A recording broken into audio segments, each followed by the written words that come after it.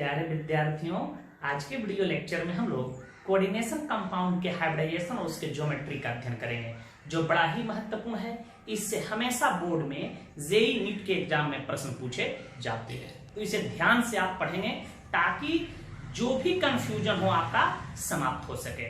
जो भी इसके एक्सेप्शन है, महा एक्सेप्शन है, सबको हम क्लियर करेंगे ताकि एक भी प्रश्न आपसे एग्जाम में छूटे नहीं। तो पूरा गौर से समझ के पढ़िएगा ताकि कहीं आपको दिक्कत नहीं हो। हम लोग वैलेंस बॉन्ड थ्योरी को कंप्लीट किए हैं, उसमें हम एक चीज बताए हैं, ध्यान दीजिएगा कि यदि कोऑर्डिनेशन नंबर, बेटा ध्यान दीजिएगा, कोऑर्डिनेशन नंबर 2 होता है तो उसका हाइब्रिडाइजेशन कितना होता है, sp। और जब हाइब्रिडाइजेशन sp होता है, ध्यान दीजिएगा, तो उसका ज्योमेट्री होता है लीनियर। ये सब बात आपको बताया जा चुका है। यदि कोऑर्डिनेशन संख्या 3 हो तो उसका हाइब्रिडाइजेशन होगा सेंट्रल एटम का, अर्थात जो भी उसमें कॉम्प्लेक्स कंपाउंड में सेंट्रल मेटल या आयन दिखाई देंगे उनका ही हाइब्रिडाइजेशन हम लोग कैलकुलेट करेंगे। उनका हाइब्रिडाइजेशन होगा sp2 और उसका ज्योमेट्री होगा छोटू ट्राइगोनल प्लेनर, ट्राइगोनल प्लेनर होगा। और यदि कोऑर्डिनेशन संख्या 4 हो तो उसके 2 हाइब्रिडाइजेशन पॉसिबल है छोटू। एक को हम लोग कहते हैं sp3 और जब sp3 होगा तो उसका ज्योमेट्री होगा टेट्राहेड्रल। और जब उसका हाइब्रिडाइजेशन dsp2 होगा तो उसका ज्योमेट्री होगा स्क्वायर प्लेनर, स्क्वायर प्लेनर। और यदि कोऑर्डिनेशन संख्या 5 हो तो उसका भी 2 हाइब्रिडाइजेशन पॉसिबल है, लेकिन ये केवल कॉम्प्लेक्स कंपाउंड में ही होते हैं। एक होगा dsp3 और एक sp3d। इसी को हम लोग कहेंगे इनर ऑर्बिटल कॉम्प्लेक्स, इसको कहेंगे outer orbital complex. Inner d orbital भाग लेगा, इसकी चर्चा हम कर चुके हैं। इसको आउटर ऑर्बिटल कॉम्प्लेक्स के नाम से जानेंगे। तो इसका ज्योमेट्री होता है trigonal bi pyramidal, trigonal bi pyramidal. और इसका ज्योमेट्री होता है बेटा, आपको पता है, स्क्वायर पिरामिडल होता है। तो इसमें सबसे महत्वपूर्ण जो होता है बेटा, कोऑर्डिनेशन संख्या 4 वाला होता है, इससे प्रश्न पूछे जाते हैं। और कोऑर्डिनेशन संख्या 6 हो जाए तो उसका भी 2 हाइब्रिडाइजेशन पॉसिबल है, ध्यान दीजिए। एक को कहेंगे छोटू d2sp3 और एक को कहेंगे sp3d2 छोटू। इसी को हम लोग कहते हैं inner orbital complex, inner orbital complex. यदि अंदर वाला d ऑर्बिटल परसंक्रण में भाग ले तो उसको इनर ऑर्बिटल कॉम्प्लेक्स या लो स्पिन कॉम्प्लेक्स के हम लोग नाम से जानते हैं। और यदि बाह्य d ऑर्बिटल भाग ले तो उसको हम लोग कहते हैं outer orbital complex, outer orbital complex, या इसी को हम लोग हाई स्पिन कॉम्प्लेक्स के नाम से जानते हैं। ये बात आपके जहन में होना चाहिए, ध्यान दीजिएगा। तो इसका ज्योमेट्री होगा एक ही ऑक्टाहेड्रल। क्या होगा? ऑक्टाहेड्रल। इतना बात आपके दिमाग में होना चाहिए। तो प्राय जो क्वेश्चंस जेईई नीट में पूछे जाते हैं वे कॉम्प्लेक्स कंपाउंड या तो कोऑर्डिनेशन नंबर 4 वाले पूछे जाते हैं या 6 वाले। ये बहुत ही महत्वपूर्ण होते हैं, ठीक है। 5 वाले उतने महत्वपूर्ण नहीं, फिर भी हम लोग इसका चर्चा करेंगे। तो ये 4 आपको याद होना चाहिए। अब प्रश्न आपके दिमाग में होता है कि सर इनर ऑर्बिटल कॉम्प्लेक्स कैसे समझेंगे, आउटर ऑर्बिटल कॉम्प्लेक्स कैसे समझेंगे। तो देखिए, यदि कोई स्ट्रॉन्ग फील्ड लिगेंड हो, ठीक है, प्रबल लिगेंड हो, तो वह क्या करेगा, इलेक्ट्रॉन का पेयरिंग कर देता है। और जब भी पेयरिंग करता है तो अंदर वाला d ऑर्बिटल परसंक्रण में भाग लेने लगता है, तो हाइब्रिडाइजेशन हो जाएगा d2sp3 या dsp3। ये भी हो सकता है यदि कोऑर्डिनेशन संख्या 5 हो तो। और यदि वीक फील्ड लिगेंड हो, कमजोर लिगेंड हो, जो d ऑर्बिटल को विभाजित करने की क्षमता उसमें कम हो, अब इस पर हम चर्चा कर रहे हैं, तो बाह्य d ऑर्बिटल परसंक्रण में भाग लेने लगेगा। तो वैसे कॉम्प्लेक्स को हम लोग कहेंगे आउटर ऑर्बिटल कॉम्प्लेक्स, ठीक है, या उसी को हम लोग कहते हैं हाई स्पिन कॉम्प्लेक्स। सब चर्चा कर चुके हैं हम लोग वैलेंस बॉन्ड थ्योरी में। तो अब आपके दिमाग में आता होगा कि सर कौन कौन लिगेंड परबल होगा। यदि परबल लिगेंड की सही जानकारी हो जाए तो हम तुरंत कह देंगे कि वह कॉम्प्लेक्स इनर ऑर्बिटल कॉम्प्लेक्स है। और जो ही इनर ऑर्बिटल कॉम्प्लेक्स कहें तो समझ जाना है कि परसंकरण में पहले डी आ जाएगा। जैसे मैं कहूं इनर ऑर्बिटल कॉम्प्लेक्स है, कोऑर्डिनेशन संख्या 6 है, तो उसका परसंकरण D2sp3 होगा। यदि मैं कह दूं कि इनर ऑर्बिटल कॉम्प्लेक्स है और कोऑर्डिनेशन संख्या 5 है तो उसका हाइब्रिडेशन DsP3 होगा। ये बात दिमाग में रहना चाहिए। और यदि वीक लिगेंड हो, प्रायः वीक लिगेंड हो, तो वह क्या होंगे, आउटर ऑर्बिटल कॉम्प्लेक्स होंगे, बाह्य डी ऑर्बिटल भाग लेगा, तो उसकी पहचान है कि परसंकरण में बाद में डी दिखाई देना चाहिए। यदि वीक फील्ड लिगेंड दिखाई दे तो परसंकरण क्या हो जाएगा, कोऑर्डिनेशन संख्या 6 है तो sp3d2, या कोऑर्डिनेशन संख्या 5 होगा तो sp3d हो सकता है। तो वीक फील्ड लिगेंड कौन होते हैं, स्ट्रॉन्ग फील्ड लिगेंड कौन होते हैं, उसको पहचाना कैसे जाता है और उसको याद कैसे किया जाता है, तमाम बातों को हम बता रहे हैं। पहले इसे आप नोट कर लीजिए, ये बहुत ही महत्वपूर्ण चार्ट है। कोऑर्डिनेशन संख्या जहां 2 देखेंगे हाइब्रिडाइजेशन लगा देंगे हम लोग, ठीक है, sp, और जो ही sp होगा उस कॉम्प्लेक्स की ज्योमेट्री होगी लीनियर। तो इनको नोट करें, हम आपको बता रहे हैं स्पेक्ट्रोकेमिकल सीरीज क्या होता है और weak field ligand, strong field ligand कैसे पहचानेंगे, उसकी पहचान क्या होती है। उसके बाद हम एग्जांपल लेंगे, उसके बाद एक्सेप्शन, महा एक्सेप्शन पर चर्चा करेंगे। इसे एक समझ लीजिए, देखिए लिगेंड्स के उपस्थिति में डी ऑर्बिटल जो होते हैं वे विभाजित होते हैं 2 ऊर्जा स्तरों में। एक को कहेंगे निम्न ऊर्जा स्तर, एक को कहेंगे उच्च ऊर्जा स्तर। 2 ऊर्जा स्तरों में ये डी ऑर्बिटल विभाजित हो जाते हैं लिगेंड्स के उपस्थिति में, जिसको हम लोग क्रिस्टल फील्ड स्प्लिटिंग के नाम से जानते हैं। जो डी ऑर्बिटल को ज्यादा विभाजित करे उसको हम लोग कहेंगे स्ट्रॉन्ग फील्ड लिगेंड, और जो डी ऑर्बिटल को कम विभाजित करे उसे कहेंगे वीक फील्ड लिगेंड। याद रखिएगा, यह डी ऑर्बिटलों का विभाजन केवल लिगेंड के नेचर पर ही निर्भर नहीं करता है कि यह वीक लिगेंड है या स्ट्रॉन्ग लिगेंड है, यह अन्य कारकों पर भी निर्भर कर सकता है, जैसे oxidation state of central atom आदि पर।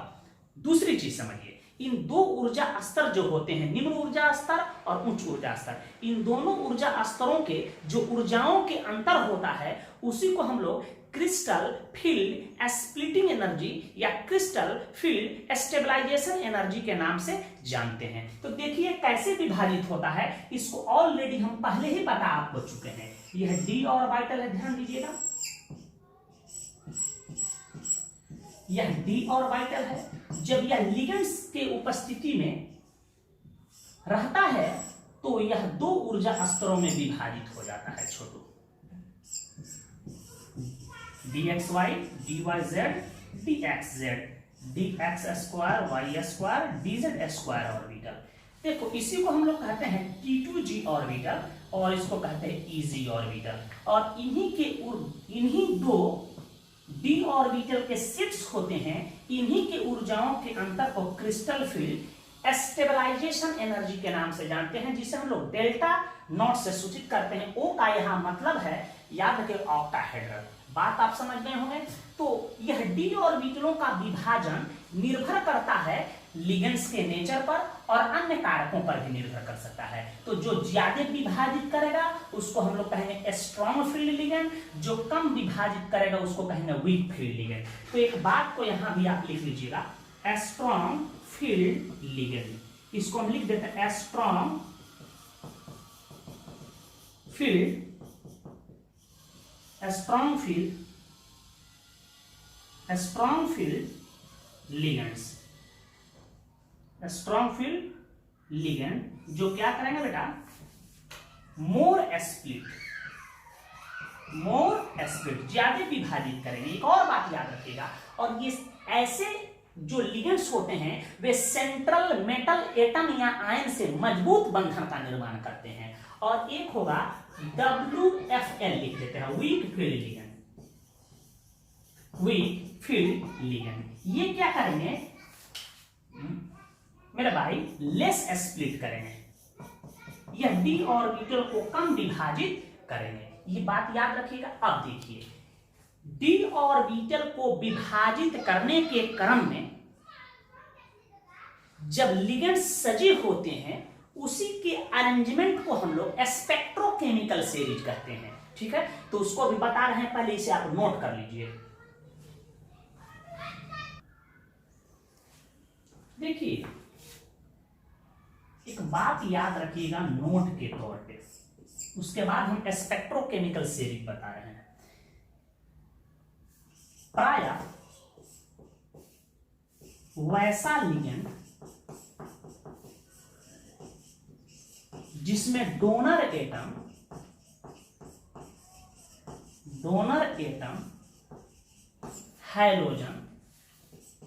हाइड्रोजन या ऑक्सीजन या सल्फर होता है, उसी को हम लोग छोटू वीक फील्ड लिगेंड कहेंगे। वीक फील्ड लिगेंड क्या करेगा, ये डी ऑर्बिटल को कम विभाजित करने का काम करेगा और इसमें इलेक्ट्रॉन पेयरिंग करने का गुण कम होता है। ठीक है, याद रखिएगा। जैसे एग्जांपल के तौर पे मैं कह दूं कि क्लोराइड, ब्रोमाइड, आयोडाइड, फ्लोराइड, ये सब कैसा लिगेंड है? हाइड्रो ऑक्साइड का कैसा लिगेंड है? आपसे कोई पूछ दे, ऑक्सलेटो C2O4-2 ऑक्सलेटो दे दे, इसका SCN- डोनर एटम S होता है। तो कोई पूछे कि यह कैसा लिगेंड है? NO3 ETC। तो वैसा लिगेंड जिसमें डोनर एटम हाइड्रोजन हो या ऑक्सीजन हो या सल्फर होता है, वे प्रायः वीक लिगेंड का कार्य करते हैं। और दूसरा बात ये भी याद रखिएगा, प्रायः वैसा लिगेंड, जनरली ये बात है, वैसा लिगेंड जिसमें डोनर एटम कार्बन हो, नाइट्रोजन हो, फास्फोरस होता है, वह याद रखिएगा स्ट्रॉन्ग फील्ड लिगेंड का काम करते हैं। अर्थात यह डी ऑर्बिटल को ज्यादा स्प्लिट करेगा।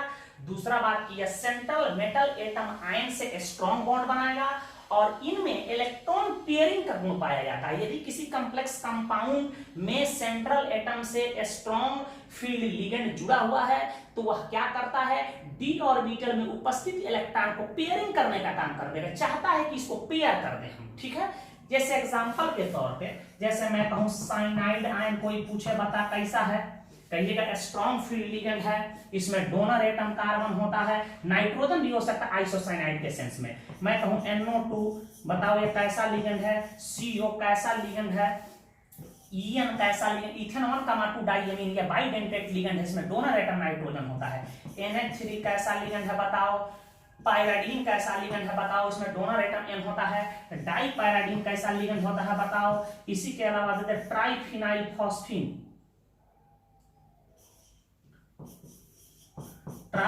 फॉस्फिन ETC, यह कैसा लिगेंड होगा बेटा? तो आप कह सकते हैं कि यह सब स्ट्रॉन्ग लिगेंड के श्रेणी में आते हैं। इनका फंक्शन है कि यह डी ऑर्बिटल को ज्यादा स्प्लिट करेंगे, यह सेंट्रल मेटल आयन के साथ मजबूत बंधन बनाएंगे और साथ ही यदि कॉम्प्लेक्स कंपाउंड में सेंट्रल मेटल एटम या आयन के साथ जुड़े हो तो डी ऑर्बिटल में उपस्थित इलेक्ट्रॉन को पेयरिंग करने का काम करते हैं। ये बात आप समझ चुके होंगे। अब हम आपको बता रहे हैं स्पेक्ट्रोकेमिकल सीरीज क्या है, इसे नोट कर लें। आइए स्पेक्ट्रोकेमिकल सीरीज को समझते हैं, बहुत ही महत्वपूर्ण श्रेणी है, याद रखिएगा। देखिएगा, लिगेंड्स का वह श्रेणी जिसमें लिगेंड्स जो होते हैं डी ऑर्बिटल के विभाजित करने के क्षमता के क्रम में सजे होते हैं कि कौन डी ऑर्बिटल को कम विभाजित करेगा वह पहले होगा और कौन डी ऑर्बिटल को ज्यादा विभाजित करेगा वह बाद में होगा। अर्थात वीक फील्ड लिगेंड पहले होंगे, स्ट्रॉन्ग फील्ड लिगेंड बाद में होंगे। तो उस श्रेणी को हम लोग कहेंगे स्पेक्ट्रोकेमिकल सीरीज। तो आप इसको डिफाइन कर सकते हो छोटू कि लिगेंड्स का वह सीरीज जिसमें लिगेंड्स डी ऑर्बिटल को विभाजित करने के क्षमता के क्रम में सजा होता है उसे स्पेक्ट्रोकेमिकल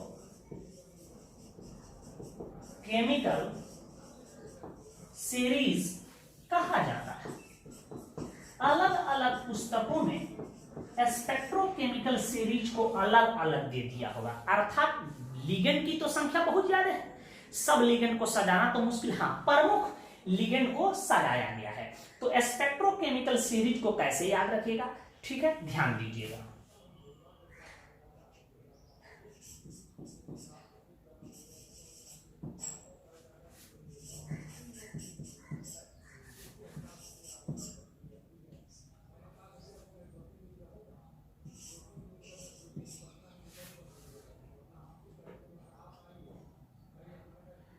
एक बार सचिन कैलाश से फरा और ऑक्सलेटो C2O4-2, या इसी को हम लोग कहेंगे OX, ज़लेटो को जल से हुआ प्यार, जल से हुआ नाचते EDT, नाचते उड़ते अमोनिया। इन दिनों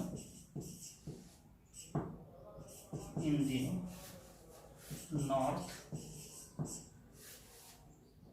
कनाडा कोलंबो में मिला। अब देखो इसको रटते कैसे, स्पेक्ट्रोकेमिकल सीरीज है छोटू, इसको रटेंगे हम लोग। एक बार क्या कहोगे, एक बार सचिन, एक बार सचिन कैलाश से फरार, कैलाश से फरार, एक बार सचिन कैलाश से फरार और ऑक्सलेटो को हुआ जल से प्यार, ऑक्सलेटो को हुआ जल से प्यार, जल से प्यार। क्लियर है? एक बार सचिन कैलाश से फरार और ऑक्सलेटो को हुआ जल से प्यार, अर्थात यह आयोडाइड आयन जो है वीक लिगेंड होता है, ध्यान दीजिएगा, जो जल के पहले जो ये लिगेंड आ रहे हैं इनको हम लोग वीक लिगेंड के श्रेणी में रखेंगे, अर्थात यह डी ऑर्बिटल को कम स्प्लिट करेंगे और ये डी ऑर्बिटल में उपस्थित इलेक्ट्रॉन को प्रायः पेयरिंग करना नहीं चाहते हैं। अब देखिए उसके बाद इसको कैसे याद करेंगे हम लोग, नाचते नाचते उड़ता, नाचते उड़ता अमोनिया, अमोनिया। इन दिनों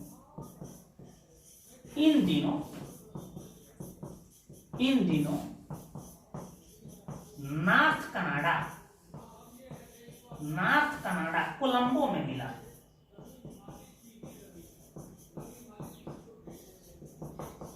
कोलंबो में मिला। देखिए इसमें और भी लिगेंड आ सकते हैं लेकिन महत्वपूर्ण सीरीज यही है, याद रखिएगा। तो देखिए ध्यान से, जल के जो पहले लिगेंड्स हैं छोटू, ध्यान दीजिएगा, जल के जो पहले लिगेंड हैं उसको हम लोग वीक फील्ड लिगेंड कहेंगे। इसको हम लोग क्या कहेंगे, वीक फील्ड लिगेंड कहेंगे। इसको हम लोग कहेंगे वीक फील्ड लिगेंड कहेंगे। और ये ऐसे लिगेंड प्रायः आउटर ऑर्बिटल कॉम्प्लेक्स का फॉर्मेशन करना चाहते हैं। और जल के बाद जो ये लिगेंड होते हैं इनका क्रम होता है, इनको हम लोग छोटू स्ट्रॉन्ग फील्ड लिगेंड कहते हैं। खासकर CO, साइनाइड, NO2 आ जाए, अमोनिया आ जाए, EN आ जाए तो ये सब मजबूत लिगेंड माना जाता है। इसको हम लोग क्या कहेंगे छोटू, स्ट्रॉन्ग फील्ड लिगेंड कहेंगे। और ये क्या करना चाहते हैं याद रखिएगा, हमेशा इनर ऑर्बिटल कॉम्प्लेक्स प्रोड्यूस करते हैं, प्रोड्यूस करना चाहते हैं। ये चाहते हैं कि इनर ऑर्बिटल कॉम्प्लेक्स का हम निर्माण करें। तो ये स्पेक्ट्रोकेमिकल सीरीज आपको याद होना चाहिए। अब हम लोग डायरेक्ट सवाल पे चलेंगे कि हाइब्रिडाइजेशन को कैसे निकाल लिया जाता है, तो इसे नोट कर लें। चलिए हम लोग अब हाइब्रिडाइजेशन की चर्चा करें। देखिए हम लोग अब चर्चा करने जा रहे हैं हाइब्रिडाइजेशन इन कोऑर्डिनेशन नंबर 6।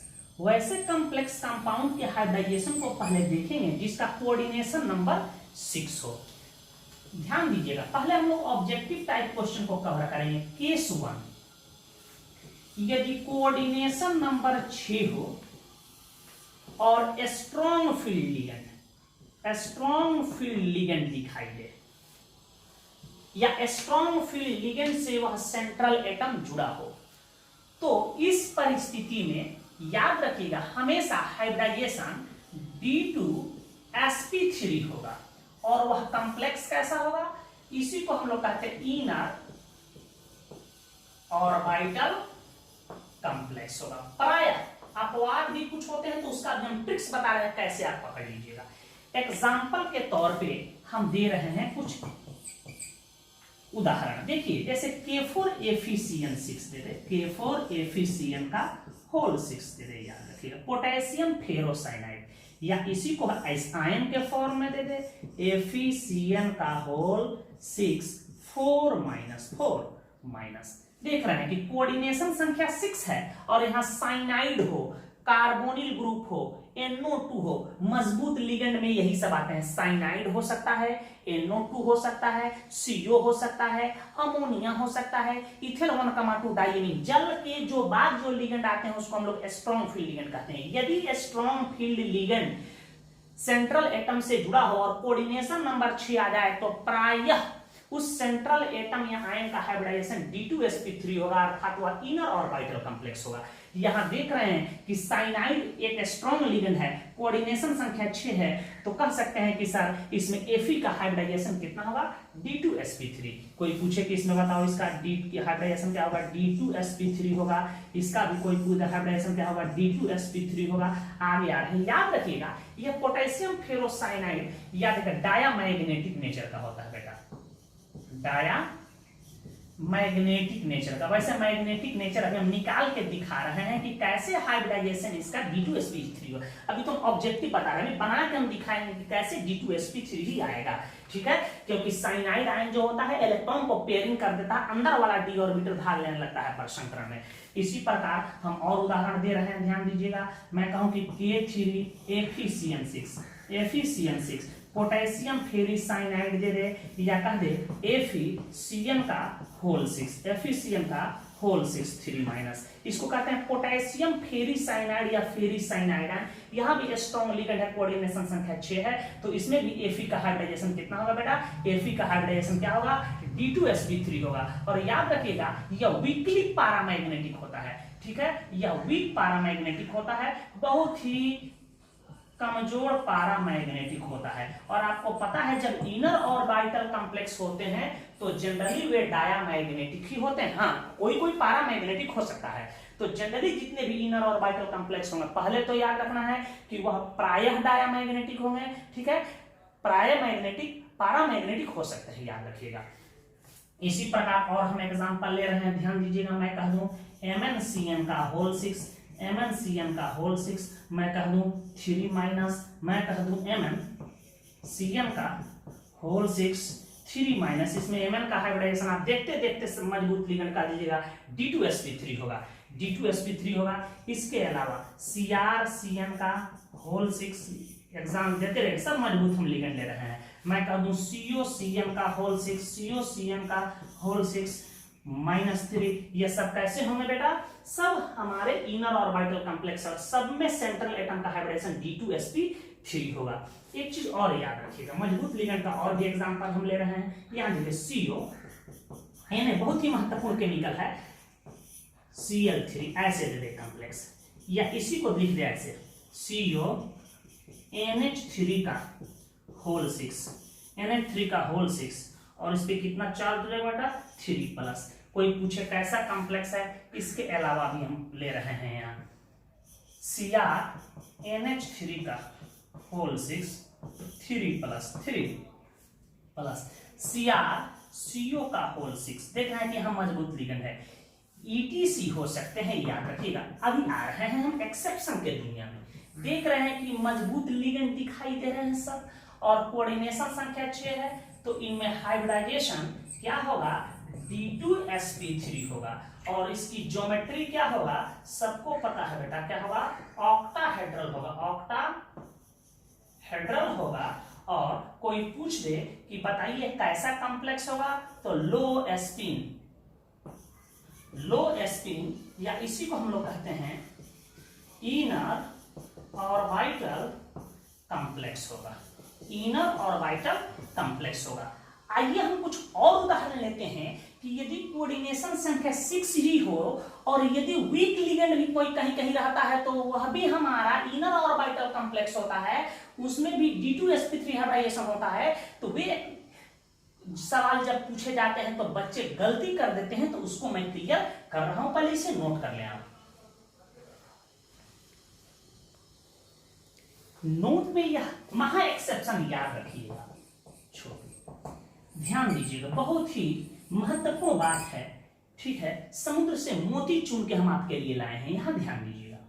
यदि कोई भी कॉम्प्लेक्स कंपाउंड हो और उसमें ट्रांजिशन एलिमेंट जो सेंट्रल एटम के तौर पे होते हैं, उसका कॉन्फ़िगरेशन D1 आ जाए या D2 आ जाए या D3 आ जाए, D1 D2 D3 याद रखिएगा, और उसका कोऑर्डिनेशन नंबर 6 हो, याद रखिएगा, और उसके साथ वीक फील्ड लिगेंड जुड़ा हो या स्ट्रॉन्ग फील्ड लिगेंड जुड़ा हो, दोनों ही स्थितियों में हमेशा याद रखिएगा कि उसका हाइब्रिडाइजेशन याद रखिएगा D2sp3 ही होगा, अर्थात वह इनर ऑर्बिटल कॉम्प्लेक्स बनाएगा, इनर ऑर्बिटल कॉम्प्लेक्स।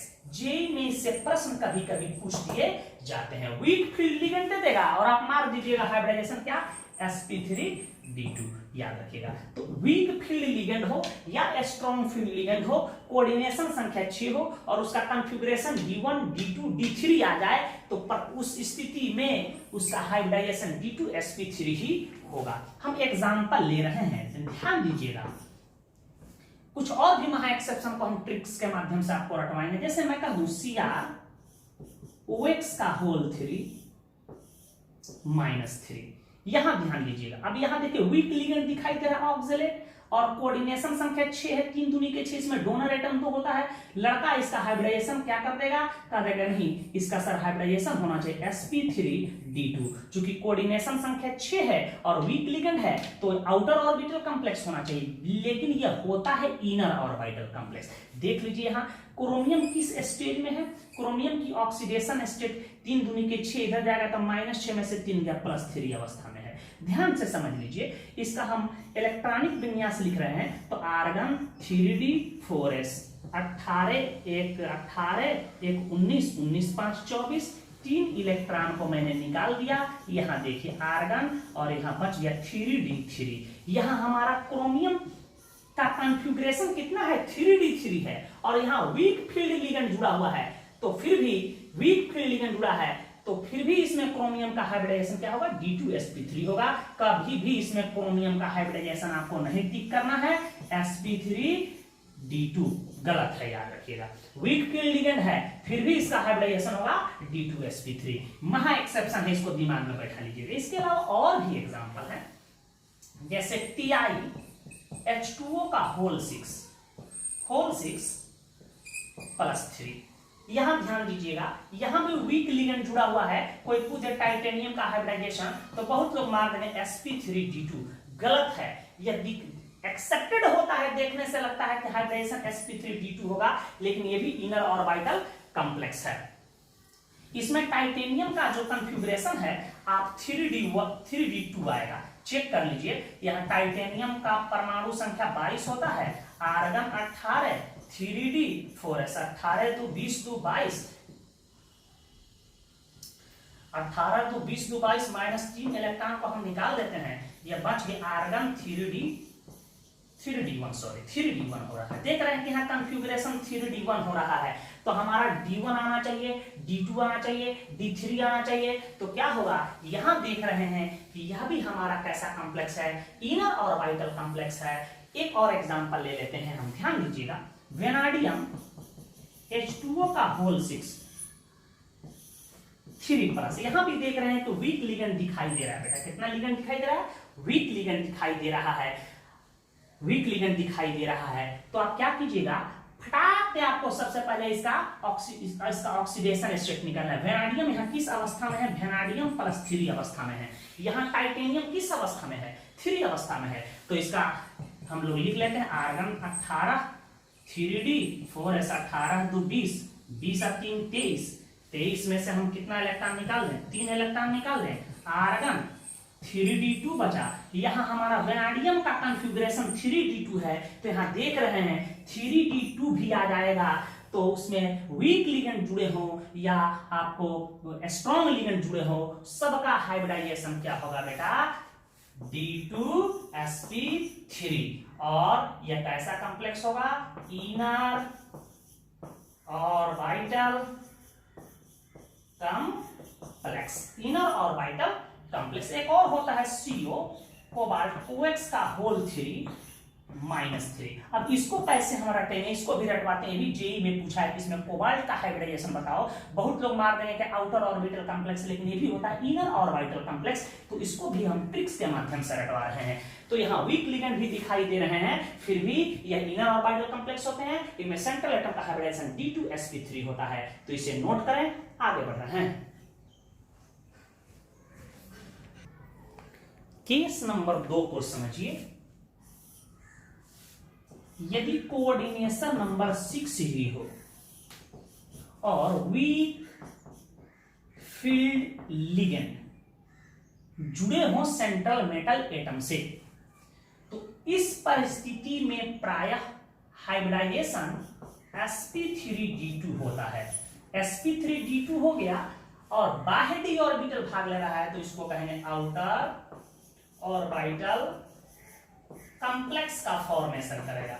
और ऐसे कॉम्प्लेक्स प्रायः पैरामैग्नेटिक नेचर के होते हैं। क्लियर है? हाँ, डायामैग्नेटिक भी हो सकते हैं, लेकिन प्रायः वह पैरामैग्नेटिक नेचर के ही होंगे। और उसका हाइब्रिडेशन sp3d2 होगा। इसका मतलब यह हाई स्पिन कॉम्प्लेक्स का निर्माण करेगा। आउटर ऑर्बिटल कॉम्प्लेक्स को हम लोग हाई स्पिन कॉम्प्लेक्स के नाम से जानते हैं। कुछ हम फेमस एग्जांपल ले रहे हैं, ध्यान दीजिएगा छोटू। जैसे मैं कह दूं Fe(F6-3), यहां देख रहे हैं कि कोऑर्डिनेशन नंबर 6 और फ्लोराइड जो लिगेंड होते हैं मेरे भाई, वो वीक लिगेंड होते हैं। तो आप कह सकते हैं कि यह एक आउटर ऑर्बिटल कॉम्प्लेक्स है। इसी प्रकार हम लिख सकते हैं MnF6(3-), MnCl6(3-), COF6(3-). ठीक है? इसी प्रकार FeH2O का होल 6 2+, देख रहे हैं कि यहां जल वीक लिगेंड जुड़ा हुआ है। FeH2O का होल 6 3+, यह कैसा लिगेंड जुड़ा बेटा, NiH2O का होल 6 2+, COH2O का होल 6 2+। यहां आप देख रहे हैं छोटू ETC बहुत सारे कंपाउंड हो सकते हैं।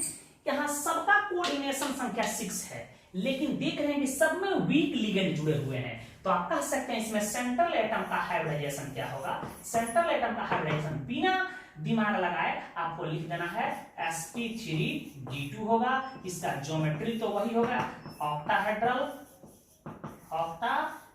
होगा। और यह कैसा कॉम्प्लेक्स होगा, तो आउटर ऑर्बिटल कॉम्प्लेक्स होगा। ये सब ऑब्जेक्टिव टिक लगाने की टेक्निक है। अब देखिए कुछ एक्सेप्शन और महा एक्सेप्शन हम बता रहे हैं कि यदि वीक लिगेंड भी आ जाए, ठीक है, वीक लिगेंड भी आ जाए, तो देख रहे थे कि वह हो जा रहा था इनर ऑर्बिटल कॉम्प्लेक्स। कुछ स्ट्रॉन्ग लिगेंड भी आ जाते हैं, तब भी वह आउटर ऑर्बिटल कॉम्प्लेक्स होते हैं। तो उसको भी हम बता रहे हैं, तो पहले इसे नोट कीजिए। यह महा एक्सेप्शन याद रखिएगा। यदि कॉन्फ़िगरेशन 3D8 आ जाए या 3D9 आ जाए या 3D10 आ जाए और उसका कोऑर्डिनेशन संख्या 6 हो, वीक फील्ड लिगेंड जुड़ा हो या स्ट्रॉन्ग फील्ड लिगेंड जुड़ा हो। पिछले बताए थे, पिछले में यदि D1 हो, D2 हो, D3 हो, कोऑर्डिनेशन संख्या 6 हो और weak field strong field ligand जुड़ा हो, तो इनर ऑर्बिटल कॉम्प्लेक्स होगा। और कॉन्फ़िगरेशन यदि D8 आ जाए, D9 आ जाए, D10 आ जाए, कोऑर्डिनेशन संख्या 6 हो, तो वीक फील्ड लिगेंड जुड़ा हो या स्ट्रॉन्ग फील्ड लिगेंड जुड़ा हो। इन प्रत्येक स्थितियों में याद रखिएगा उसका हाइब्रिडाइजेशन sp3d2 होगा। और वह कैसा होगा, आउटर ऑर्बिटल कॉम्प्लेक्स होगा। आउटर ऑर्बिटल कॉम्प्लेक्स होगा। इसके कुछ हम चुनिंदे एग्जांपल दे रहे हैं जो डायरेक्ट जेई में पूछे जाते हैं छोटू। एग्जाम्पल याद रखिएगा, ठीक है। सवाल दे तो कैसे पकड़ते हैं उसको भी हम टेक्निक बता रहे हैं। जैसे मैं कह दूं NiNH3 का होल 6 प्लस 2, देखते देखते लड़का कोऑर्डिनेशन संख्या 6 मजबूत लिगेंड देख लेगा अमोनिया को, तुरंत कह देगा कि नहीं इसका हाइब्रिडेशन D2sp3 होना चाहिए। बिल्कुल नहीं, बिल्कुल नहीं। पहले हम इसका कॉन्फ़िगरेशन चेक कर लेंगे। स्ट्रॉन्ग फील्ड लिगेंड दे दे, वीक फील्ड लिगेंड दे दे, ठीक है, तो घबराने की जरूरत नहीं। पहले इसका कॉन्फ़िगरेशन हम चेक करेंगे। देखिए यार, निकल 3D8 में है, चेक करके भी देख सकते हैं। निकल की ऑक्सीडेशन स्टेट +2 है, तो निकल +2 अवस्था में है। आर्गन 18, 3D4 है, 18 2 20 8 28, -2 इलेक्ट्रॉन को निकाल देंगे। आर्गन 3D8 आ रहा है, यहाँ देख रहे हो। तो यहाँ देख रहे 3D8 कॉन्फ़िगरेशन में है और यहाँ स्ट्रॉन्ग फील्ड लिगेंड भी मौजूद हो, कोऑर्डिनेशन संख्या 6 हो, तो इनका हाइब्रिडेशन क्या होगा, याद रखिएगा। इसका हाइब्रिडेशन क्या आ रहा है, sp3d2। क्लियर है। एक और एग्जांपल हम देख लेते हैं। Cu महा एक्सेप्शन है, NH3 का होल 6 2+। यहाँ कॉपर का कॉन्फ़िगरेशन निकालिएगा, 3D9 आएगा, 28 1 29, 3D9 आएगा। यहाँ मजबूत भी लिगेंड है, उससे कोई लेना देना नहीं है। इसमें कॉपर का हाइब्रिडेशन sp3d2 ही आएगा। बात आप समझ चुके होंगे। एक और मैं बात आपको बता रहा हूं, नोट में यहां दिमाग लगा के इसे रख जाइएगा, दिमाग में बैठा लेना है। छोटू कोबाल्ट हो +3 अवस्था में हो, कॉपर +2 अवस्था में हो, कोऑर्डिनेशन संख्या उसका 6 हो, और तो यहां याद रखिएगा जल लिगेंड के तौर पे H2O act as strong ligand, strong ligand, LIGND, strong ligand का काम करेगा जल, ठीक है। कोबाल्ट +3 अवस्था में हो, कॉपर +2 अवस्था में हो, कोऑर्डिनेशन संख्या 6 हो, उसके साथ जल जुड़ा हुआ हो, तो पानी हमेशा स्ट्रॉन्ग लिगेंड का काम करेगा। और जब काम करेगा तो हाइब्रिडेशन क्या होना चाहिए, D2sp3, D2sp3 से नोट करें। दो और बात हम बता रहे हैं, इस नोट को याद रखिएगा। यदि कोबाल्ट +2 अवस्था में हो, कोऑर्डिनेशन संख्या 6 हो, स्ट्रॉन्ग फील्ड लिगेंड जुड़ा हो, साइनाइड जुड़ा हो, NO2 जुड़ा हो, EN जुड़ा हो, अमोनिया जुड़ा हो, स्ट्रॉन्ग लिगेंड जुड़े हो, स्ट्रॉन्ग फील्ड जुड़े हो, तो इन तमाम परिस्थितियों में उसका हाइब्रिडेशन D2sp3 होगा, अर्थात यह इनर ऑर्बिटल ही कॉम्प्लेक्स का निर्माण करेगा। एग्जाम्पल के तौर पे आप देख लीजिए छोटू, जैसे मैं कहूं कि CO NO2 का होल 6 4-, मैं कहूं कि CO EN का होल 3 2+, मैं कहूं कि CO EN का होल 2 NO2, सब में कोबाल्ट का हाइब्रिडाइजेशन हमारा क्या होगा, याद रखिएगा। कोबाल्ट का हाइब्रिडाइजेशन क्या होगा बेटा, D2sp3 होगा, क्योंकि यहां देख रहे हैं कि कोऑर्डिनेशन संख्या 6 दिखाई दे रहे हैं और कोबाल्ट +2 अवस्था में है, तो इन परिस्थितियों में कोबाल्ट की हाइब्रिडाइजेशन D2sp3 होगा, अर्थात इनर ऑर्बिटल कॉम्प्लेक्स होता है। इसे याद रखिएगा।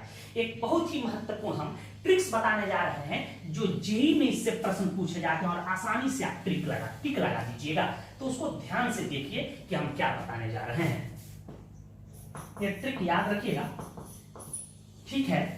यहां स्ट्रॉन्ग लिगेंड दिखाई देंगे, ठीक है, और वह क्या करता है, आउटर ऑर्बिटल कॉम्प्लेक्स का निर्माण करेगा।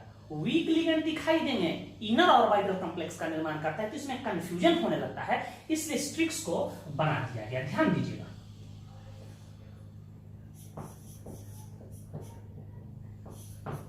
मन फे को नी, मन फेको कोनी, इसको याद रखना है। मन फेको कोनी, मन फे को नी, मन फेको कोनी, मन फेको को नी, मन फेको कोनी। देखिए यहां यह दो जो है ट्रांजिशन एलिमेंट के आयन है, +2 अवस्था में है, बढ़ते क्रम में है, यह +3 में है, और यहाँ निकल +4 अवस्था में। और यहाँ यह लिगेंड से संयोग करता है, नहीं जल उस पे फेंको,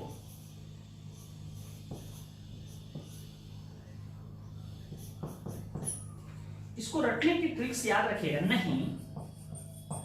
नहीं जल या पानी उस पे फेंको। ध्यान दीजिएगा, इन दोनों के संयोग से जो हमारा कॉम्प्लेक्स बनेगा उस पर हम चर्चा कर रहे हैं, जिसका कोऑर्डिनेशन संख्या हम 6 से लेके चलेंगे। देखिए मैं कहूं कि NH3 का होल 6 और यहां आ जाएगा 2+, इससे बनेगा NH3 का होल 6 2+, इससे बनेगा COH2O का होल 6 3+, इसे C2O4 का होल 3 -2 है, -3, 3 दूनी के 6, -6 इधर जाएगा, -3 निकल जाएगा, +3 बच जाएगा। और यहां देखो NiF6 4 - देख रहे हैं, इन दो कॉम्प्लेक्स पर आप चर्चा करें। देखिए कोऑर्डिनेशन संख्या 6 दिखाई दे रहा है और यहाँ स्ट्रॉन्ग लिगेंड है, तो आप तुरंत क्या कर दीजिएगा, इसका अनुमान लगा दीजिएगा कि इसका हाइब्रिडाइजेशन होना चाहिए हमारा क्या, D2sp3 इनर ऑर्बिटल कॉम्प्लेक्स, लेकिन ये नहीं होता है, बात गलत है। एक्चुअली इसका हाइब्रिडाइजेशन जो होता है याद रखिएगा sp3d2 होता है, यह आउटर ऑर्बिटल कॉम्प्लेक्स है। यहां देख रहे हैं कि मजबूत लिगेंड होने के बावजूद भी यहां हमारा यह आउटर ऑर्बिटल कॉम्प्लेक्स हो रहा है, जबकि होना क्या चाहिए, इनर ऑर्बिटल कॉम्प्लेक्स, और हाइब्रिडाइजेशन होना चाहिए D2sp3, क्योंकि यहां स्ट्रॉन्ग लिगेंड है। अब देखिए इन एग्जांपल में वीक लिगेंड दिखाई दे रहा है और कोऑर्डिनेशन संख्या 6 है, तो इसका हाइब्रिडाइजेशन क्या होना चाहिए बेटा, sp3d2 होना चाहिए, लेकिन बिल्कुल ऐसा नहीं होता है। इसका एक्चुअली इसका हाइब्रिडाइजेशन जो होता है याद रखिएगा हमारा होता है D2sp3। तो बार बार ये चीज जेई में पूछे जाते हैं और नीट के एग्जाम में ये पूछे जाते हैं। तो कोऑर्डिनेशन संख्या 6 में जनरली जितने बात आपके एग्जाम में पूछे जाते हैं, किन किन कॉम्प्लेक्स का हाइब्रिडाइजेशन क्या होगा, उनका ज्योमेट्री क्या होगा, हम बता चुके हैं। इनके मैग्नेटिक प्रॉपर्टी को भी हम निकाल के दिखा रहे हैं अभी, ठीक है, इनके हाइब्रिडाइजेशन को भी हम निकाल के दिखा रहे हैं। तो ऑब्जेक्टिव बनाने की मैंने टेक्निक आपको बना दिया, इसे नोट करें। हम कोऑर्डिनेशन संख्या 4 वाले में मूव कर रहे हैं, वहां भी हम ट्रिक्स बताएंगे आपको।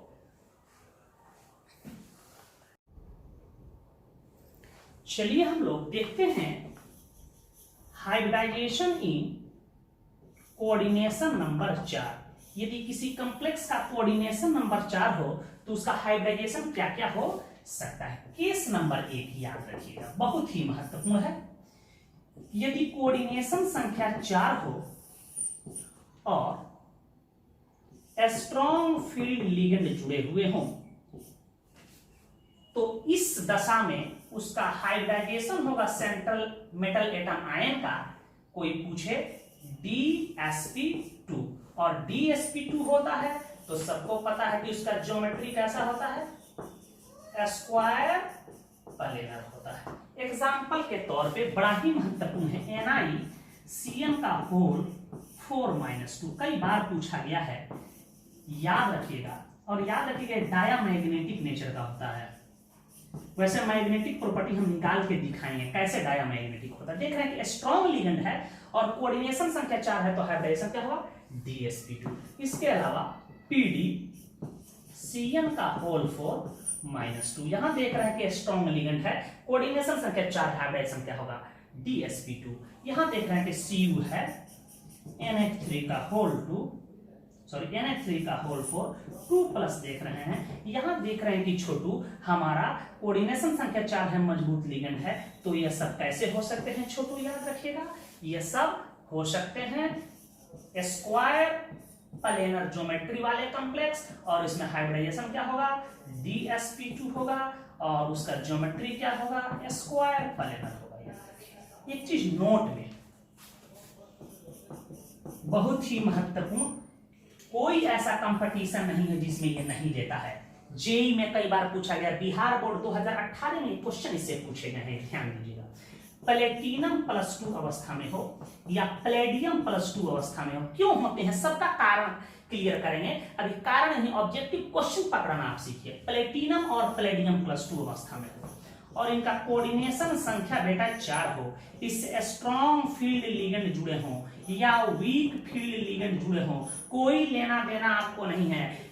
प्रत्येक स्थितियों में इसका हाइब्रिडाइजेशन याद रखिएगा क्या होगा, DsP2 होगा, और उसका ज्योमेट्री क्या होगा, स्क्वायर प्लेनर होगा। ज्योमेट्री क्या होगा, स्क्वायर प्लेनर होगा। जब DsP2 होता है तो ज्योमेट्री सबको पता है कैसा होता है, स्क्वायर प्लेनर होगा।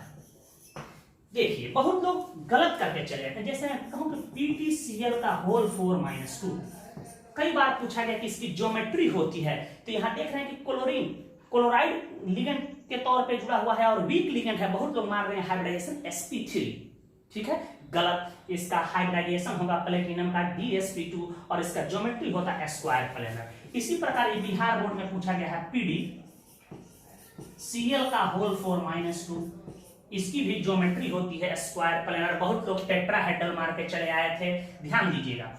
सिस्प्लाटिन का आप नाम पढ़े हो, यहां देख रहे हो कि स्ट्रॉन्ग लिगेंड भी जुड़ रहे हैं, वीक लिगेंड भी जुड़ रहे हैं। कोई लिगेंड जुड़ा हो, इसकी ऑक्सीडेशन स्टेट यदि +2 होगा तो उसका हाइब्रिडाइजेशन DsP2 होगा। और इसी प्रकार मैं कह दूं कि PDNH3 का होल 2 Cl2 दे दूं, कोई पूछे कि इसमें हाइब्रिडाइजेशन प्लेडियम का बताओ तो कहेगा DsP2। तो कम से कम ये नोट्स को दिमाग में बैठा लीजिएगा, ये कंपाउंड और ये कंपाउंड तो बार बार कंपटीशन में पूछे गए हैं। सिस्प्लाटिन, PDCl4-2, PTCl4-2 याद रखिएगा। एक चीज और, एक मेटल कार्बोनिल है, याद रखिएगा, अभी आ रहे हैं हम छोटू। मेटल कार्बोनिल ध्यान दीजिएगा, बहुत ही महत्वपूर्ण, कई बार बोर्ड एग्जाम में प्रश्न पूछे जा चुके हैं, VVI कर देते हैं। NiCO का होल 4, टेट्रा कार्बोनिल निकल 0, इसका में निकल की ऑक्सीडेशन स्टेट 0 होता है। में निकल का हाइब्रिडाइजेशन होना चाहिए आपके अनुसार, ये मजबूत लिगेंड है, कोऑर्डिनेशन संख्या 4 है, तो DsP2 होना चाहिए, लेकिन इसका हाइब्रिडाइजेशन sp3 होता है और इस कॉम्प्लेक्स की ज्योमेट्री टेट्राहेड्रल होता है। याद रखिए, जब sp3 होगा तो टेट्राहेड्रल होगा, टेट्राहेड्रल होगा। इसके एक्सेप्शन है कि मजबूत लिगेंड है फिर भी हाइब्रिडाइजेशन हमारा sp3 होगा, टेट्राहेड्रल होगा। एक बात और याद रखिएगा, जितने भी मेटल कार्बोनिल होते हैं प्रायः डायमैग्नेटिक नेचर के होते हैं। VCO के होल 6 को छोड़कर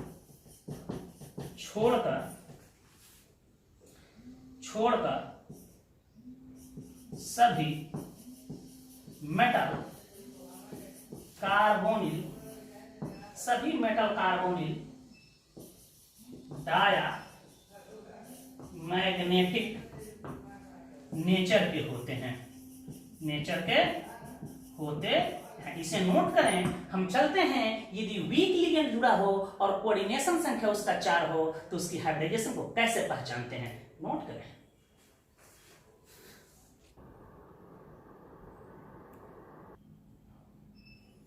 देखिए केस नंबर 2, यहां ध्यान दीजिएगा,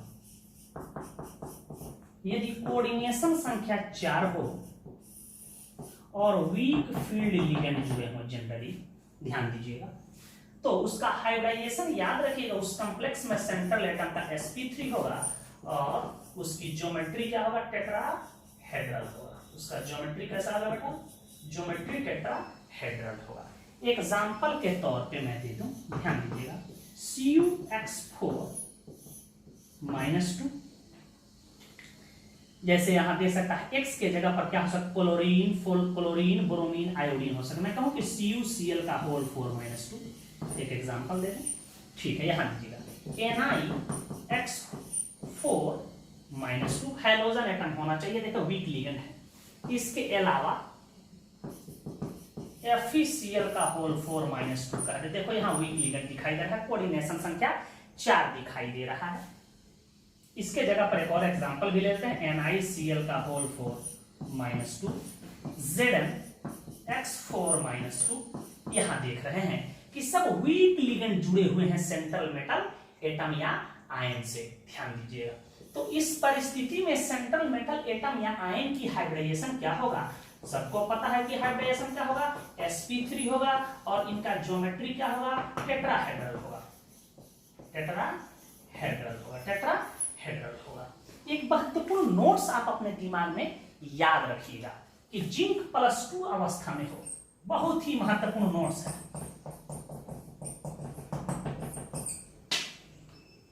जिंक +2 अवस्था में हो और इसका कोऑर्डिनेशन नंबर 4 हो और इससे वीक फील्ड लिगेंड जुड़े हों या स्ट्रॉन्ग फील्ड लिगेंड जुड़े हों। कई बार ये कंपटीशन में पूछा गया है।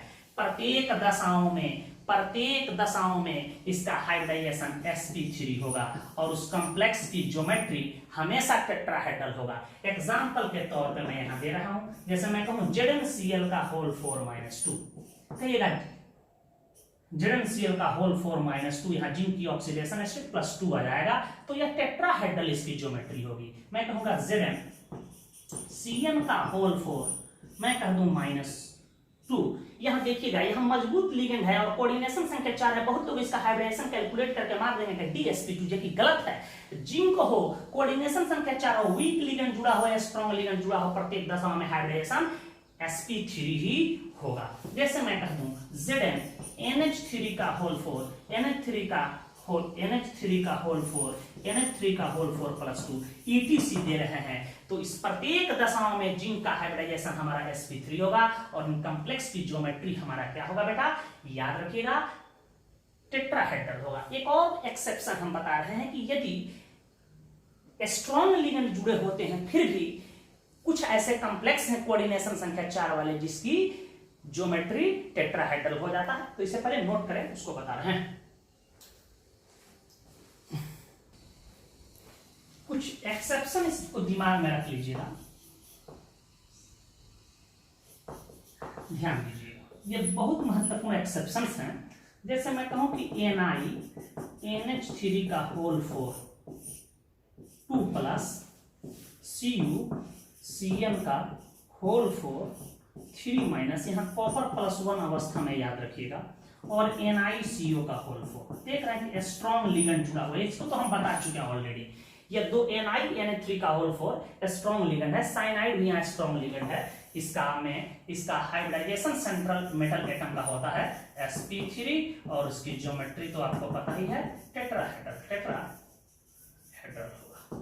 कोऑर्डिनेशन संख्या 5 हो जाए, ध्यान दीजिएगा, और स्ट्रॉन्ग लिगेंड जुड़ जाए, ध्यान दीजिएगा, कोऑर्डिनेशन नंबर कितना हो, 5 हो, और स्ट्रॉन्ग फील्ड लिगेंड जुड़ जाए, तो उसका हाइब्रिडाइजेशन क्या होगा, DsP3 होगा, और उसकी ज्योमेट्री आपको पता है क्या होगा, ट्राइगोनल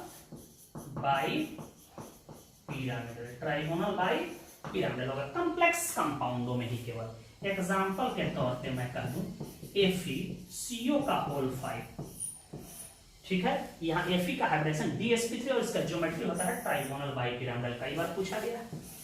वैसे कोऑर्डिनेशन संख्या 5 वाले महत्वपूर्ण है, तो वीक फील्ड लिगेंड जुड़ा हो और कोऑर्डिनेशन संख्या 5 हो, तो उसका हाइब्रिडाइजेशन क्या होगा, याद रखिएगा, sp3d होगा, और इसका ज्योमेट्री आपको पता है स्क्वायर पिरामिडल होता है, लेकिन ये कॉम्प्लेक्स में ही पाया जाता है, स्क्वायर पिरामिडल होता है।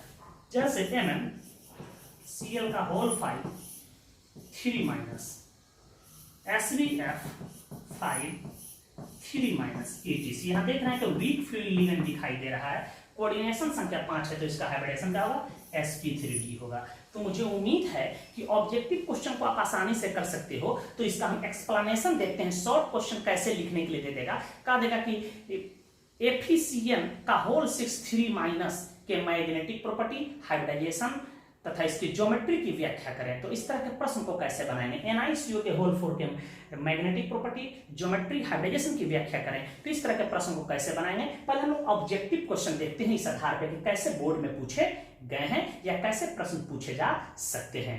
ठीक है, आपको स्ट्रॉन्ग लिगेंड, वीक लिगेंड की एकदम जानकारी सही होना चाहिए। कुछ एक्सेप्शंस हम बताए हैं, उसकी जानकारी निश्चित रूप से होना चाहिए कि प्लेटिनम हो +2 अवस्था में हो, स्ट्रॉन्ग लिगेंड हो, वीक लिगेंड हो, प्रत्येक स्थितियों में उसकी हाइब्रिडेशन क्या होगा, DsP2 होगा, लेकिन शर्त है कि कोऑर्डिनेशन संख्या 4 हो। जिंक की +2 अवस्था में हो और उसका कोऑर्डिनेशन संख्या 4 हो, वीक लिगेंड जुड़े हैं, स्ट्रॉन्ग लिगेंड जुड़े हो, प्रत्येक स्थितियों में उसका हाइब्रिडेशन sp3 होता है। तो इन तमाम चीज जो हम बता चुके हैं उसको 1-2 बार रिवीजन कर लेना है ताकि कंपटीशन में आने वाले प्रश्न को आसानी से आप टिक लगा दें। चलिए हम लोग ऑब्जेक्टिव क्वेश्चन को देखते हैं, पहले से नोट कर लें। इन ऑब्जेक्टिव क्वेश्चन को देखिएगा, जैसे कह रहा है कि NiCO के होल 4 का ज्योमेट्री होता है। तो अभी पढ़ाए हैं कि यहाँ कोऑर्डिनेशन संख्या 4 है और यहाँ स्ट्रॉन्ग लिगेंड है, फिर भी याद रखिएगा ये एक्सेप्शनल है कि इसका हाइब्रिडाइजेशन निकल का sp3 होता है। तो NiCO के होल 4 का ज्योमेट्री हमेशा टेट्राहेड्रल होगा। इसमें जब निकल का हाइब्रिडाइजेशन क्या होगा बेटा, sp3 होगा, तो इस कॉम्प्लेक्स की ज्योमेट्री क्या होगा, टेट्राहेड्रल होगा। अब देखिए किसका संरचना स्क्वायर प्लेनर है कह रहा है। स्क्वायर प्लेनर होने का शर्त है कि हाइब्रिडाइजेशन DsP2 होना चाहिए। तो DsP2 होने के लिए शर्त है कि कोऑर्डिनेशन संख्या 4 हो, स्ट्रॉन्ग लिगेंड हो। यहां ध्यान दीजिएगा, देख रहे हैं कि यहाँ कोऑर्डिनेशन संख्या 4 है, वीक लिगेंड है, अर्थात इसका ज्योमेट्री होगा टेट्राहेड्रल होगा। तो ये ऑप्शन होगा नहीं। अभी देख रहे हैं कि NiCO का होल 4 एक्सेप्शनल कंपाउंड है, यहाँ स्ट्रॉन्ग लिगेंड है, कोऑर्डिनेट भी टेट्राहेड्रल है। अभी यहाँ ध्यान दीजिएगा, और आपको ये भी पता है, अभी जस्ट पढ़ाए हैं कि जिंक जो है +2 अवस्था में हो, 4 एक -4 दीजिएगा, +4 में से 2 गया है, जिंक किस अवस्था में, +2 अवस्था में। जिंक +2 अवस्था में हो और इसके साथ स्ट्रॉन्ग लिगेंड जुड़ा हो, वीक लिगेंड जुड़ा हो, प्रत्येक दशाओं में ऐसे कॉम्प्लेक्स की में जिंक की हाइब्रिडाइजेशन sp3 होता है और ऐसे कॉम्प्लेक्स की ज्योमेट्री टेट्राहेड्रल होता है। तो ये हमारा उत्तर होगा ही नहीं। तो यहां देख रहे हैं कि कोऑर्डिनेशन संख्या 4, मजबूत लिगेंड, NiCN का होल 4 -2 स्क्वायर प्लेनर कॉम्प्लेक्स होता है, इसको वर्ग समतलीय कहते हैं। तो हमारा उत्तर बी होना चाहिए। PtCl4 में Pt का हाइब्रिडेशन होता है, प्लेटिनम +2 अवस्था में हो, प्लेटियम +2 अवस्था में हो, वीक लिगेंड भी जुड़ा हो, तो याद रखिएगा उसका हाइब्रिडेशन क्या होगा, DsP2 होगा। तो इसका उत्तर हमारा DsP2 होना चाहिए। एक TiH2O का होल 6+3। अब देखिए आपको बताए हैं, ध्यान से सुनिएगा, कि D1 कॉन्फ़िगरेशन हो, D2 हो, D3 हो, इसके साथ कोऑर्डिनेशन संख्या 6 हो, वीक लिगेंड जुड़ा हो, वीक फील्ड लिगेंड हो या स्ट्रॉन्ग फील्ड लिगेंड हो, भी बताए थे। प्रत्येक स्थितियों में आपको बताए थे कि हाइब्रिडेशन D2sp3 होगा, D2sp3 होगा। यहां देख रहे हैं कि H2O कोऑर्डिनेशन संख्या 6 और H2O वीक लिगेंड है, तो बहुत लोग मार देंगे हाइब्रिडेशन हमारा क्या, sp3T2, लेकिन नहीं। इस कॉम्प्लेक्स को हम देख लेते हैं। यहाँ देखो तो Ti है, H2O का होल 6 है, यहाँ 3+ है, टाइटेनियम की एटॉमिक नंबर 22 होता है। यहाँ देख लो तो आर्गन 18 हो रहा है, 3D 4s, 18 2 20 2 22 है, और इसमें से 3 इलेक्ट्रॉन को घटा दो तो यहाँ बच रहा है हमारा 3D1 बच रहा है। यह 3D1 कॉन्फ़िगरेशन को कंटेन करता है, इसके साथ वीक लिगेंड भी जुड़ा हुआ है, हाइब्रिडेशन D2sp3 होना चाहिए। यह बता चुके हैं हम महा एक्सेप्शन में, तो इसको याद रखें, D2sp3 इसका करेक्ट उत्तर होगा। K4FeCN6 में Fe का हाइब्रिडाइजेशन, K3FeCN6 में Fe का हाइब्रिडाइजेशन, ये तमाम जो ऑब्जेक्टिव टाइप हम लिस्ट दिए हुए हैं आपको, उसको एक बार देख जाएगा, उससे बहुत सारे ऑब्जेक्टिव क्वेश्चन पूछे जाते हैं। इस तरह के ऑब्जेक्टिव क्वेश्चन पूछे जा सकते हैं। हम क्वेश्चंस को शॉर्ट के तौर पे कैसे पूछा जाता है बता रहे हैं, इसे नोट कर लें। देखिए इस तरह के शॉर्ट क्वेश्चंस लिखने के लिए भी पूछा जा सकता है कि FeCN का होल 6 - 3, FeCN का होल 6 - 4 के हाइब्रिडाइजेशन ज्योमेट्री मैग्नेटिक प्रॉपर्टी की व्याख्या करें। कोई भी कॉम्प्लेक्स कंपाउंड या कॉम्प्लेक्स आयन के ज्योमेट्री, हाइब्रिडाइजेशन और उसके मैग्नेटिक प्रॉपर्टी की व्याख्या पूछा जा सकता है। तो एक बना के हम दिखा रहे हैं, उसी आधार पे इन सवालों को आप घर पे हल कर लीजिएगा, शॉर्ट क्वेश्चन के तौर पे पूछे जा सकते हैं। ध्यान दीजिए यहाँ छोटू, सबसे पहले कोई भी कॉम्प्लेक्स आयन या कॉम्प्लेक्स कंपाउंड दिया हो तो हम लोग उसमें उसके हाइब्रिडाइजेशन को प्रिडिक्ट कर लेते हैं। देखिए यहाँ स्ट्रॉन्ग फील्ड लिगेंड उपस्थित है और कोऑर्डिनेशन संख्या 6 है, तो इसका हाइब्रिडाइजेशन अभी बताना है, प्रिडिक्ट करेंगे D2sp3 होगा, अर्थात यह बता रहा है कि यह इनर ऑर्बिटल कॉम्प्लेक्स होगा और इसका वही डी ऑर्बिटल हाइब्रिडाइजेशन में भाग लेगा जो इसके पास है। तो इतना बात को आपको प्रिडिक्ट कर लेना है, पहले अनुमान लगा लेना है। अब उसके बाद उसको बनाएंगे कैसे, देखिए अब देखिए लिखेंगे FeCN के होल 6 - 3 में यहाँ लोहा का ऑक्सीडेशन स्टेट 6 का -6 इधर लाएंगे तो +6 में से 3 है। लिखेंगे FeCN के होल 6 - 3 में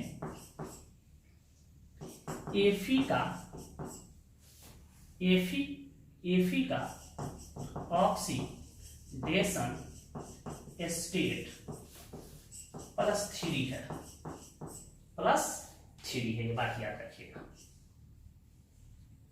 +3 है। अर्थात Fe +3 6Cn - से 6 साइनाइड आयन है से इलेक्ट्रॉन पेयर, इसके जगह पर आप लोन पेयर भी लिख सकते हो। इलेक्ट्रॉन पेयर ग्रहण कर FeCN का होल 6 - 3 कॉम्प्लेक्स आयन का निर्माण करते हैं, कॉम्प्लेक्स आयन का निर्माण करते हैं। देखो कैसे कॉम्प्लेक्स आयन का निर्माण करते हैं, इतना लैंग्वेज लिख देना होगा, शॉर्ट क्वेश्चन पूछे तो। अब देखिए हम यहाँ Fe3+ का इलेक्ट्रॉनिक विन्यास लिख रहे हैं, argon 3d 4s 18 2 20 6 26 - 3 electron, argon 18 3d 5 हो गया, 4s 0 हो गया। क्लियर है?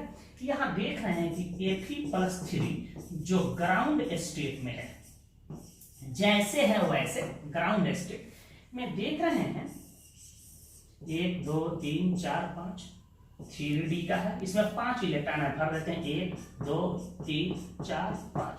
4s के लिए हम एक बॉक्स बनाते हैं, इसमें एक भी इलेक्ट्रॉन नहीं है, ठीक है। इसके बाद 4s के बाद कौन सा हमारा आएगा, 4p आएगा, 4p में भी 0 इलेक्ट्रॉन है। इसके बाद आप 4d भी बना सकते हो, यहाँ 4d 1 2 3 4 5, ठीक है। लेकिन चूंकि यह कंफर्म हो गया है, प्रिडिक्ट कर लिए हैं कि इनर ऑर्बिटल कॉम्प्लेक्स अर्थात यही डी ऑर्बिटल हाइब्रिडाइजेशन में भाग लेगा, तो इसको बनाने की जरूरत नहीं है। यदि आउटर ऑर्बिटल कॉम्प्लेक्स आता तो इस डी को भी हम लोग ड्रॉ कर लेते। क्लियर है?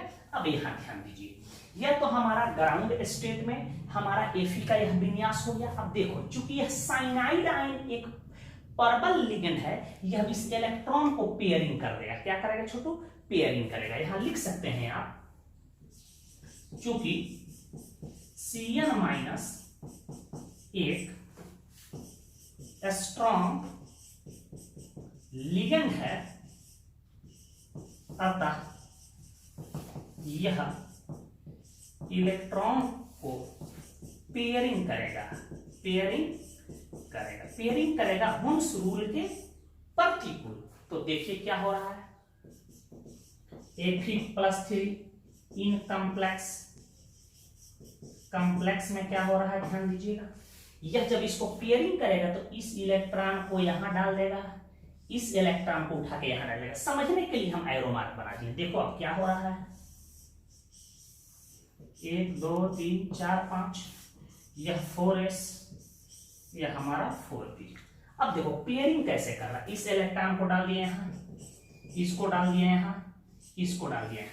अब इसके पास वैकेंट डी ऑर्बिटल कितना बच गया, देखो छोटू, 2 d orbital, 1 s orbital, 3 p orbital. अब ये क्या करेगा, यह Fe+3 हमको 6 वैकेंट ऑर्बिटल उपलब्ध करा रहा है इस लिगेंड को।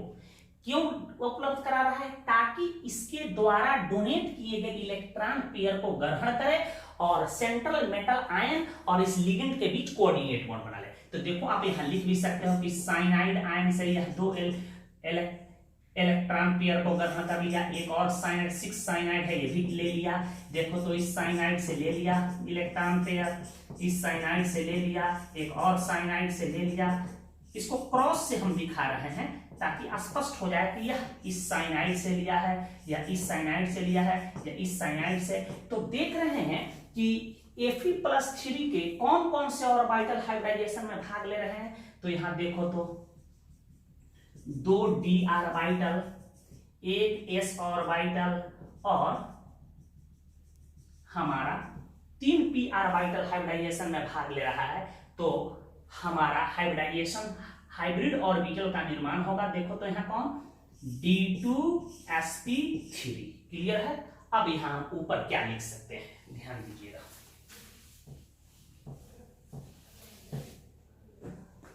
लिख सकते हैं अतः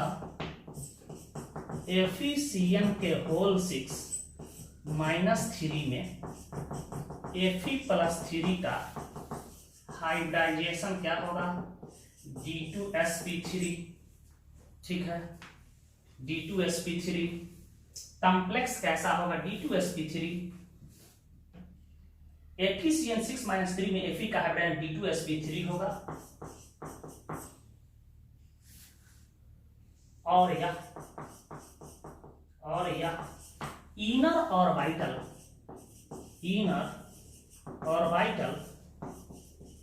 कॉम्प्लेक्स, और यह इनर ऑर्बिटल कॉम्प्लेक्स होगा। क्लियर है? इसका कोई ज्योमेट्री पूछ दे तो आप क्या लिख सकते हो, ऑक्टाहेड्रल। तो कि जानते हो कि हाइब्रिडाइजेशन D2sp3 ऑक्टाहेड्रल। इसके मैग्नेटिक प्रॉपर्टी की हम व्याख्या कैसे करेंगे, देखिए ध्यान से। देखिए इस कॉम्प्लेक्स में कितने अनपेयर्ड इलेक्ट्रॉन बचे, 1 अनपेयर्ड इलेक्ट्रॉन है। इससे नहीं लेना देना, 1 2 3, Fe+3 है। कॉम्प्लेक्स में कितने अनपेयर्ड इलेक्ट्रॉन है, 1 अनपेयर्ड इलेक्ट्रॉन है। लिख सकते हैं इसमें 1 अनपेयर्ड